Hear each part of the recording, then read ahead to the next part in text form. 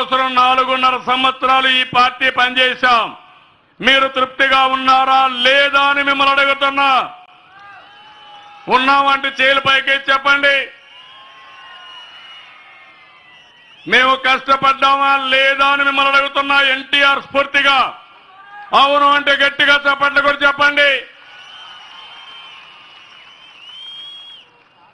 ఇప్పుడు ఈ కుట్రలు కుతంత్రాలు మీకు అర్థమైనాయా లేదా అని మిమ్మల్ని అడుగుతున్నా.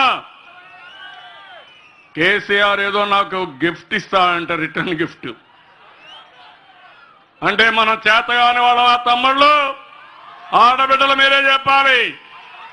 నువ్వు ఒక గిఫ్ట్ ఇస్తే 3 గిఫ్ట్లు తిరిగి ఇస్తాను తప్ప వదిలిపెట్టే సమస్య లేదు.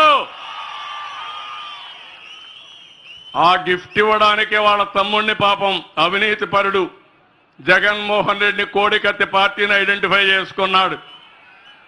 మీ ఇద్దరు కలిసినా మమ్మల్ని ఏమీ చేయలేరు, ఈ రాష్ట్రాన్ని ఏమీ చేయలేరు.